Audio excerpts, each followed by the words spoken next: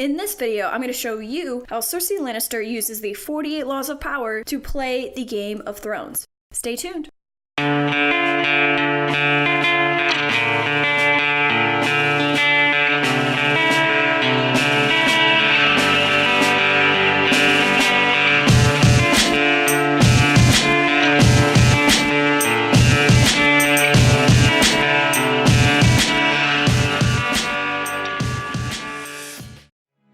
Party people, Feliciano Kenobi here with Stories Teach, and welcome to the Games of Power series, where I talk about the 48 Laws of Power and how Game of Thrones characters use or misuse these laws to play the Game of Thrones. And today I want to talk about Cersei Lannister. So if you guys are ready, let's get started. Other than a singer, I'm afraid. Oh, but you know the song The Rains of Castamere.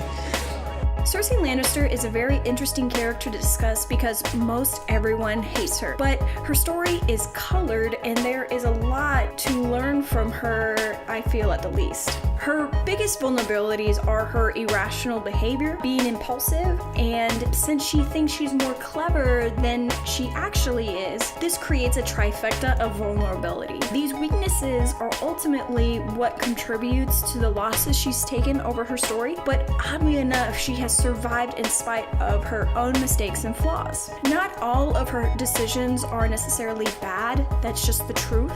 So today, not only will I be going through laws that she has violated, but I'll also be covering laws that she has executed correctly. And at the end, I'll give you my opinion on how I feel about her potentially winning or not winning the Game of Thrones. So the first law I'll be going over today is law number 26, keep your hands clean. When it comes to Cersei Lannister, someone else is always doing the dirty work for her. For example, killing Robert Baratheon. She didn't obviously kill him directly, but she created a situation where he was vulnerable and consequently he died. This isn't the only situation, of course. Pycelle was always pretty notorious for doing Cersei's dirty work, and now in the later seasons you have Zombie Mountain and Qyburn pulling the weight.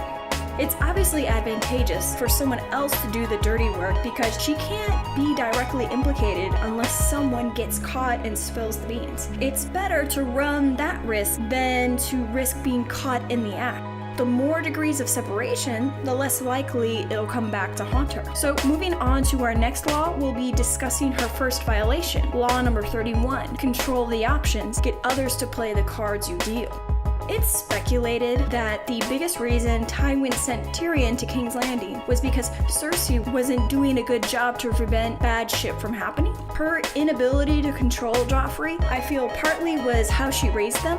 He was arrogant, senseless, irrational, and entitled. This ultimately makes her vulnerable because he's going to irrationally make decisions without the knowledge or forethought to consider their consequences. If Tywin was still alive in the story, I imagine him controlling Tommen in such a way that he's more so leading him down a hallway, keeping him focused and control in a very non-obvious way. Cersei, unfortunately, wasn't able to do this with Joffrey and had to deal with the consequences of that. On a side note, and this could potentially be an entire video in itself, instead of acknowledging her responsibility in the consequences, in the sequence of events that led to Joffrey's death, she never really learned from it and blamed the whole situation on everyone else, ignoring the role that she had, so never really progressing in ways that could have helped her. But another example of her violating this law is giving the High Sparrow the power to take down House Tyrell while finding herself in the crosshairs. She thought that she could control the High Sparrow, not realizing that he was ambitious and wanted to hold high nobility accountable for their crimes against the gods. Because of the rumors surrounding her, she becomes a target, and in order to wrangle herself out of the situation, she has to take drastic measures, which brings us to our next law. Law 15, crush your enemies totally. Now, when Cersei is backed into a corner, the more unpredictable and dangerous she becomes, and that's exactly what happens when she found herself being targeted by the Faith Militant. Instead of playing to the High Sparrow's hand and standing trial, she changes the game and blows up the Sept, killing everyone in it. The High Sparrow Tyrell, the Faith Militant, and majority of the House Tyrell.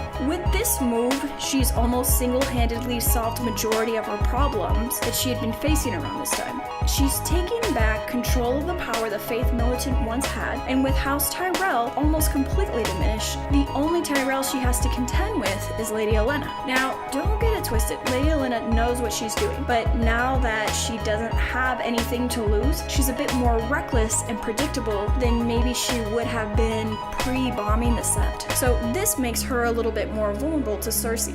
And finally, on to our last law, Law 19. Know who you're dealing with. Do not offend the wrong person. Now, I'm calling this a violation, which is true, but only time will tell if this violation truly bites her in the ass. I'm pulling this completely from the show when in season 7, she threatens to kill Jaime and turns him completely against her. Jaime is the only one at this point that cares about Cersei, but she's messed things up by being stubborn and arrogant, creating a potential vulnerability. At this point, I consider Jaime a bit of a wild card because we're not exactly sure what he's going to do. He rides into the sunset, potentially traveling to the north, knowing Cersei's plan to betray Daenerys and Jon. It's possible that Cersei is still keeping parts of her plan secret, but even still, Jaime knows Cersei's mind the most out of everyone else, so this could potentially mean that he can predict her moves as they unfold during the next season, helping Tyrion, Jon, and Daenerys fight against her. Ultimately, though, it's likely he'll become a huge asset to Daenerys and Jon, but only if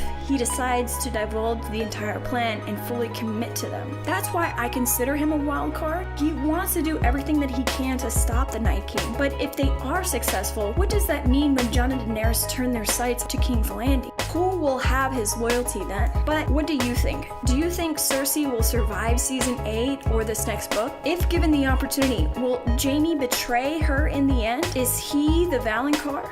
I don't know the answers to these questions, but let's get a conversation going in the comments. Thank you so much for watching my video. I hope you enjoyed it. If I deserve it, give this video a like and subscribe to my channel for more videos. If you have any suggestions on new videos you'd like me to do, let me know in the comments or message me and I'll hook it up. Thank you so much.